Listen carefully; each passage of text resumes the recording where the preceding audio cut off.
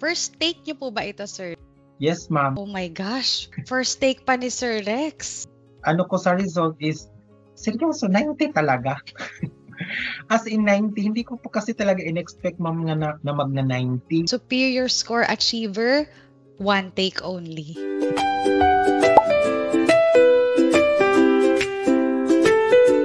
Hello po, I am Rex Pepe Gatorian Arivalo. I am from Naval Biliran Province in the Philippines.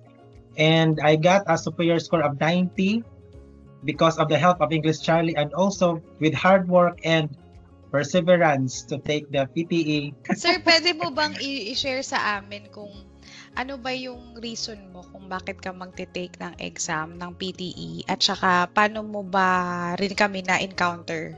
Yung pag-take ko ng PTE is para sa visa requirement po kasi para sa US. Yung na-encounter ko yung English Charlie sa online lang po talaga siya sa Facebook. Una po talaga is nag-hesitate po talaga ko na mag-enroll ba ako for mag-review or ano kasi pinanood ko lang yung mga videos na yung mga reels nyo. Nag-register po ako. Saka sulit naman po talaga yung sa English Charlie kasi yung mga teachers gumagabay po talaga sila. So, thankful din naman ako kay Sir Randy kasi nagre-reply siya.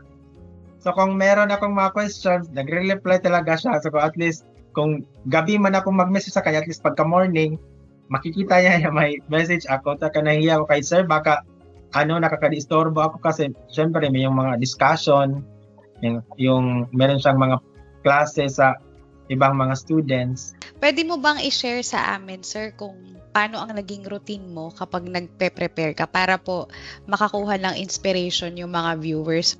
So, for example, yung morning shift ako sa duty, afternoon, nag-attend ng class in English Charlie.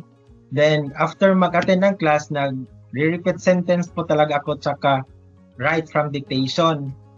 Tsaka daily po talaga yon, tsaka merong describe image din. Sa repeat sentence naman po is, daily po is 20 to 30 ako nakakapag-repeat sentence. Tsaka kahit nagta-travel, ayun, repeat sentence din. Tsaka sinusulat ko para maging write from dictation na rin siya. So, ibig sabihin, sir, kapag nagta-travel ka, nagpa-practice ka din? Opo, ma'am. Reading naman po, ma'am, is, alam ko pa talaga yung reading, siya yung pinakamahirap sa lahat ng section. Kasi yung time, 23 minutes lang ata yun. Tsaka mahirap po talaga yung mga natapat sa akin na reading. Pero yung in-expect ko po na score na gano'n na maka 70 above, is hindi ko po talaga in-expect yun, ma'am, na magiging gano'n. Kasi yung okay na ako nung 60, gano'n. Tsaka yung sa essay naman po, yun, yung sa template po talaga ng English Charlie, yun yung nagbigay sa akin ng mag-push through, kung paano magsimula hanggang siya matapos. Nakaabot nga ako ng 280 words. Sa dami ng nasabi ni Sir Rex, Opo, no? ma'am. Naubos mo yung 20 minutes or may mga ilang minutes ka pa to review?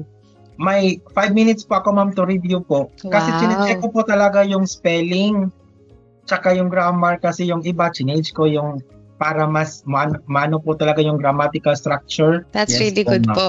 So, Sir Rex, ang key is manood ng mga videos or mag-attend ng live coaching tapos mag-practice ka din at the same time.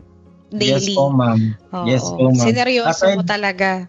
Opo. Kasi okay lang, ma'am, yung pera mababawi pa yan, pero yung effort mo kasi, ma'am, yung daily na effort mo, ma'am, tapos hindi ka lang papasa, ayun, masakit po talaga yun. Sir Rex, any more tips po sa mga students na nakikinig sa atin? Like for example, ano yung parang na-realize mo nung nandun ka na sa actual exam na kailangan ganito pala? So dapat relax ka lang, tapos kalma, i-disregard mo lang yung mga voice ng iba mong kasama doon sa exam room.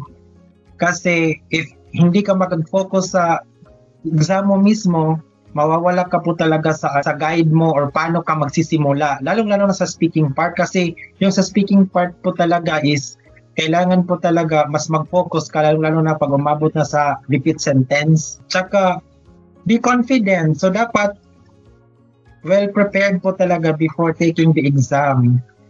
And yun lang po talaga as in practice po talaga ng maraming mock test.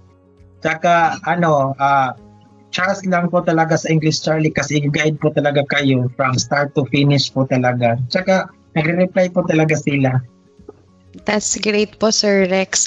Any gusto mong message sa mga coaches ng English Charlie or sa buong English Charlie team? Sa lahat po ng coaches po ng English Charlie, maraming salamat po sa guidance. So from discussion until po sa the day of the exam, to Sir Ryan, to Ma'am Cathy, to Sir Ray, and to you, Ma'am.